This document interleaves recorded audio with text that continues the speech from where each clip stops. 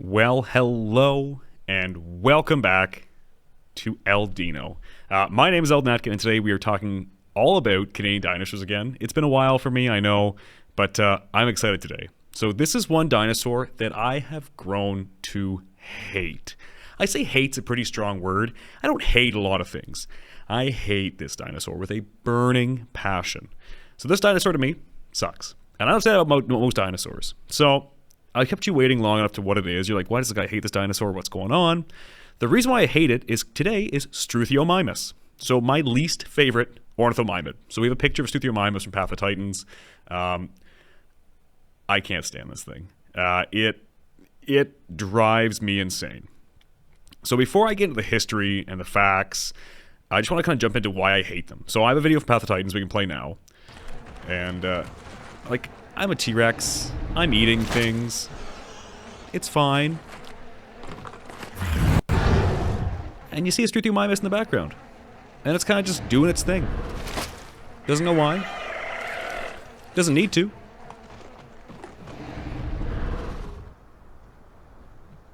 And then, wait for it. And now it's dead. And that entire situation with that Struthiomimus, there's no point. I'm a T-Rex. Struthiomimus can't deal damage to me. It just got involved, and it died for it. And because of that, I hate Struthiomimus. I love Path of Titans. It's got a toxic player base, though. I've been a raptor and killed by a Struthiomimus. I've been a baby and killed by a Struthiomimus. Struthiomimus players, I don't get the hate for all other dinosaurs. Like, it's dinosaurs. We're all supposed to love each other and enjoy. That being said, though, as the kids say, this one's for you, Justin, I'm going to lock in. So, we're talking about Struthiomimus. We're going to get started with the history of Struthiomimus, its discovery, and the many times things have changed with Struthiomimus.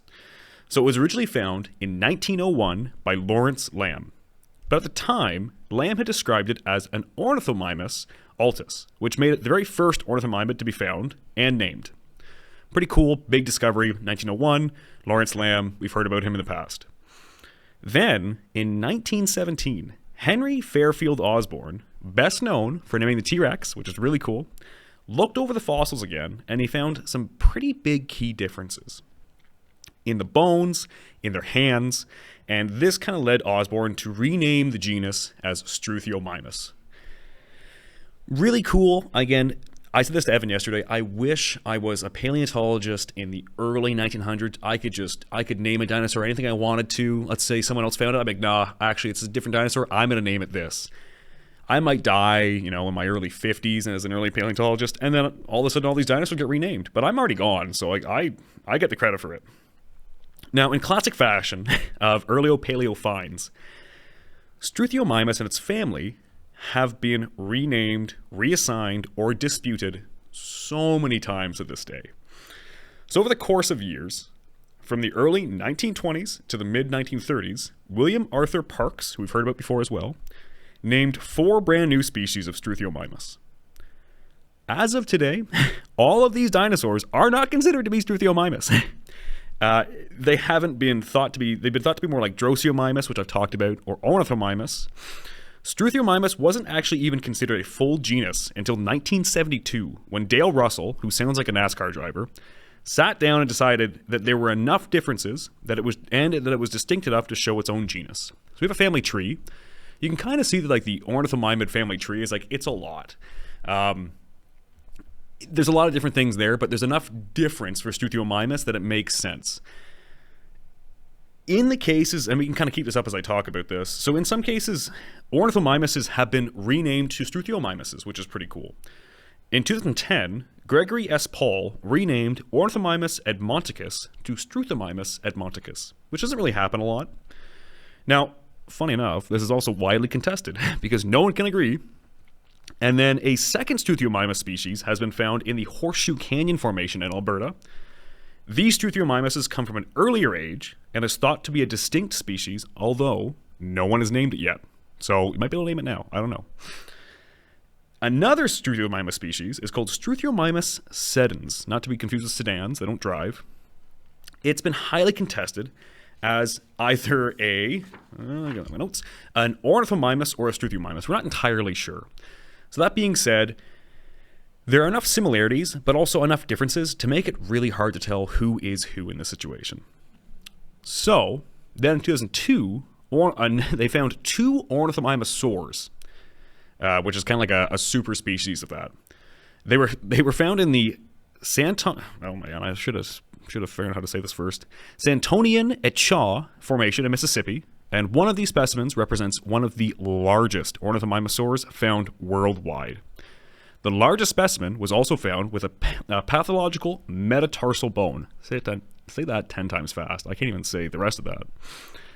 So, the pathological metatarsal bone had suffered a traumatic fracture, followed by chronic osteomyelitis, which I figured out what that was on Monday.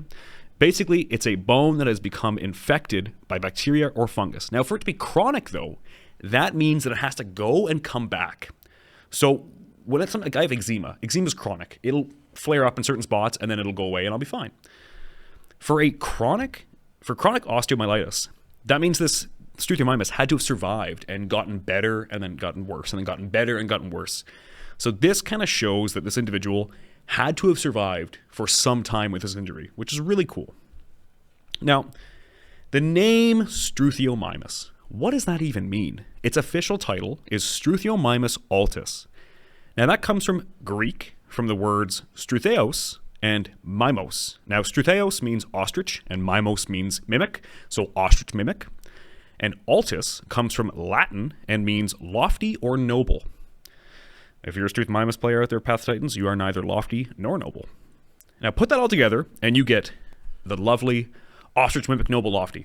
Now, the ostrich mimic's a cool idea, and being noble or lofty is also quite interesting to say the least, but it's interesting.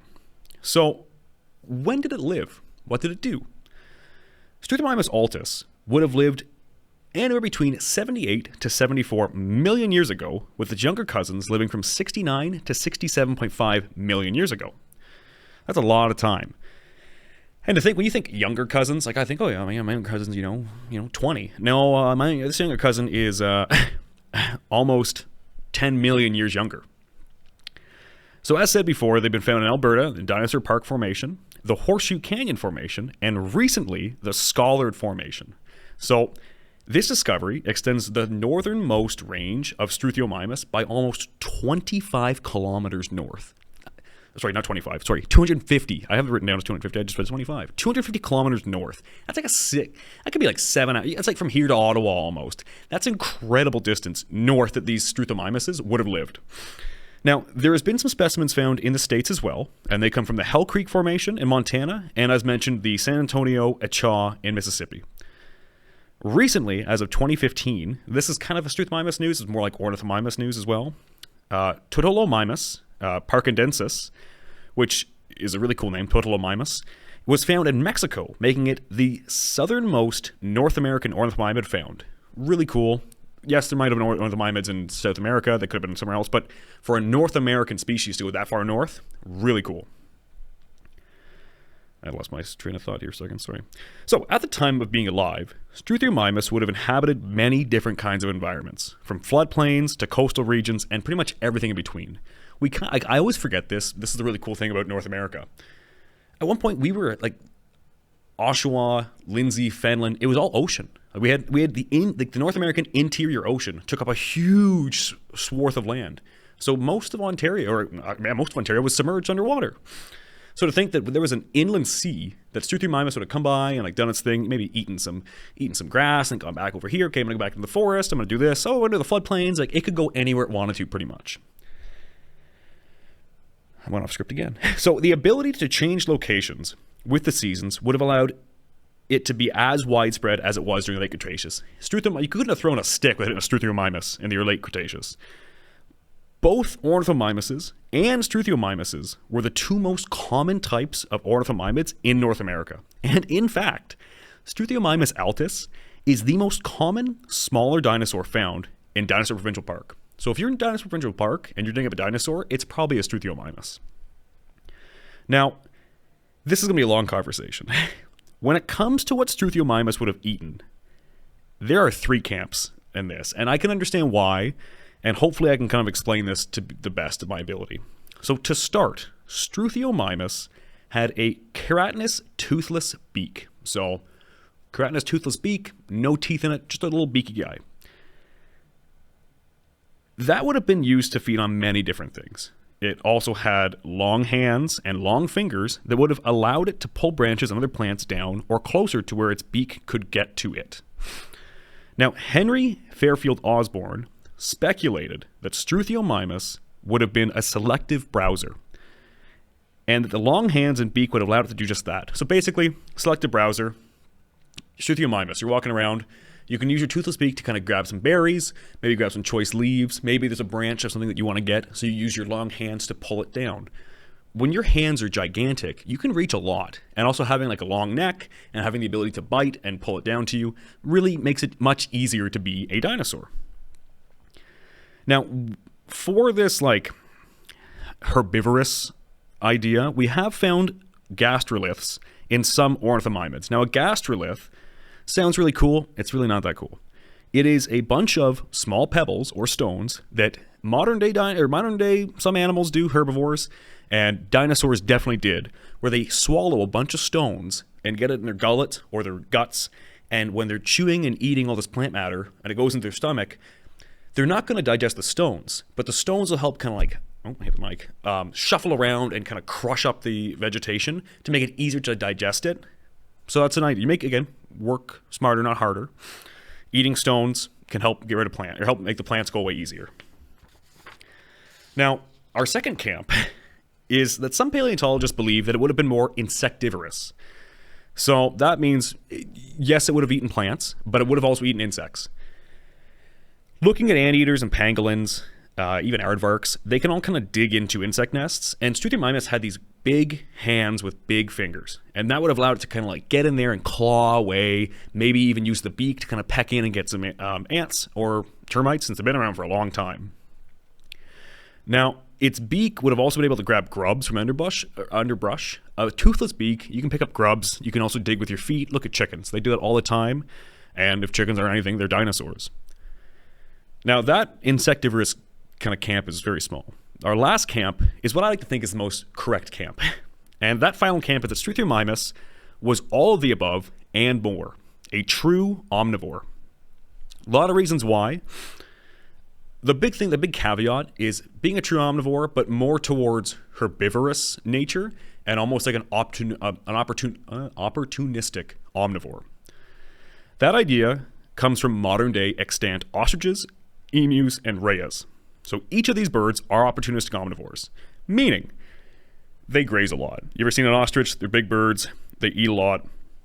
And while you're grazing, you might, oh, is that a little mammal? Oh, don't mind if I do. Is that a lizard? Oh, thank you. An insect, an amphibian, a little frog? Just pop that in there. I can eat that.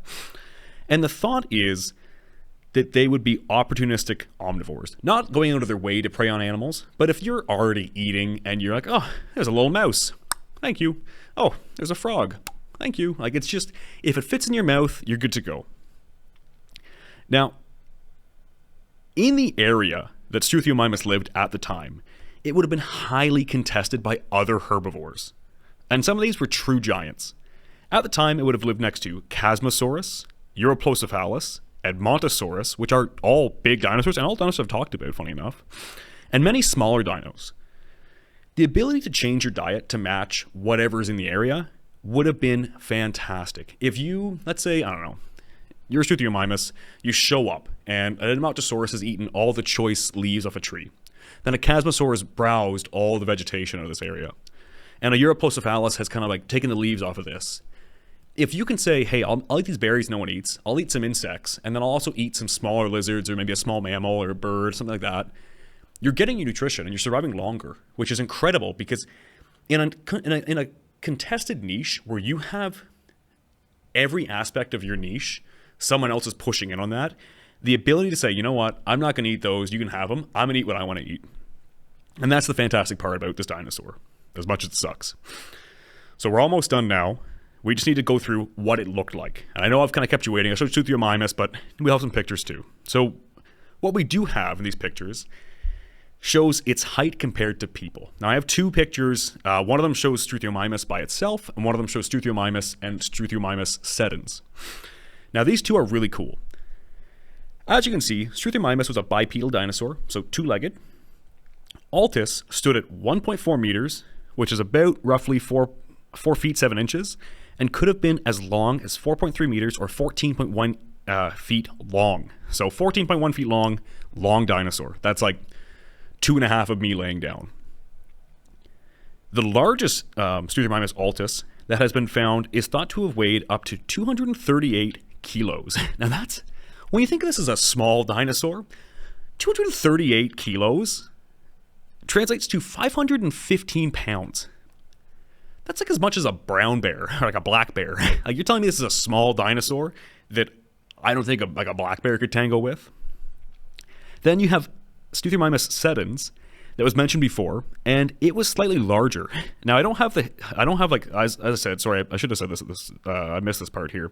That the 1.4 meters or 4.7 inches tall is at the hip, so it's not including its upper chest, its head. It's just at the hip, and that idea is because it had a very, as you can see in pictures, its layout went kind of like very straight and then hit the neck and curved up.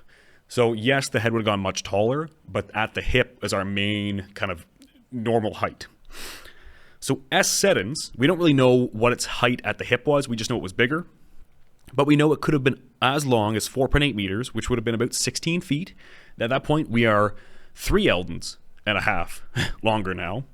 And then it could have weighed up to 350 kilograms, which is 770 pounds. Like, that's, if you think that this is a small dinosaur and this thing was 770 pounds, I could see it running along the plains of Africa. Like, thing is something that's so big and so, compared to modern day animals, it's almost a ton. Like, that's a big dinosaur in my opinion. Now, its hands were also proportionately longer in relation to the rest of its arms. Struthiomimus had and like, this is the cool thing too. So it's, again, long hands in the sense of, yes, this is my forearm, but its hand might have started halfway up the forearm. And it was like, it's almost like it's like bat wings at the end of your hands. It had like this weird body layout too. Now in the pictures we saw, it's almost like 40% of the dinosaur was before the hips. So we had like the upper body, the arms, the head, all that before the hips. And then 60% of the dinosaur was the legs, the hips, and the tail, and all that, all the stuff at the back there. This layout meant that its legs and tail were quite large and made it ideal for running. So again, we look at modern day ostriches, whose main form of defense would be to run like you've never run before. Ostriches, rheas, emus. You get in a fight, you have predators after you, you just run. Your whole thing is you can just outrun everything. And the crazy thing is that Struthiomimus probably did the same thing. Now, the big science brains out there, which is not myself, estimated that Struthiomimus could have run up to 50 to 80 kilometers per hour, which is approximately 31.1 to 49.7 miles per hour. We have a picture of Struthiomimus being chased by a Dakota raptor, which is really cool too. Dakota raptor, family member of Utah raptor, big raptor. And Struthiomimus wouldn't have turned and fought. It would have just run. It would have ran and not looked back, because at this point, you can run almost 80 kilometers an hour. And like, I know that like that's a big difference, 50 to 80 kilometers, especially when you're driving a car, like it's a little different. But if you're stuck in the fast lane and someone's ahead of you going 50 and you want to go 80, that's a big difference. And like the fact that this dinosaur could just shoot that 80 kilometer, it will not like contain speed, but just for a while, that's a lot of ground covered. So that's pretty cool. And lastly, before we're kind of done, we recently discovered Struthiomimus fossils being found with feathers. And we've known for a while dinosaurs might have had feathers. Dinosaurs probably did have feathers. But unlike dinosaurs like Microraptor or Archaeopteryx, which is really hard to spell when you're trying to spell Archaeopteryx without actually looking at it, not an easy word, these feathers weren't meant for flight. So the cool thing with these is, think of ostriches, think of rheas, think of emus. They all have feathers. Not a ton, not like all over their body. Ostriches have naked legs, but it could have been used for mating or intimidation. Again, if you can flare your feathers up, you can look bigger. Maybe you have like a crest to be like, hey, look at me, I look cool. Like, think birds of paradise. Or possibly insulation. You got to think, Ontario, Canada, whole thing. It's colder now. At the time of the dinosaurs, they might have had snow, and insulating feathers would have been fantastic to keep you warm. And having feathers might have given Struthiomimus and its family members a more bird-like appearance. So with that being said, that's all we have for Struthiomimus today. I hope you enjoyed. If you take a shot every time I say Struthiomimus, you might die. I wrote it a lot. I think it's burned in my brain how to spell it. That being said, though, my name's Eldin. Thank you so much for staying and with me through Eldino, because it's been on and off over the months. I really appreciate it. Next week, it's a new dinosaur. I don't even know which one it is, because my notes have gotten so long that I have to keep scrolling up to the top. But thank you very much for watching. You can follow us on Instagram at the DCSA Media Hub. You can follow me, Eldin at Instagram at Eldin. Your call. And with that, though, I appreciate you, and I hope you enjoyed. I'll catch you next time, live from Media Hub, only on riotradio.ca.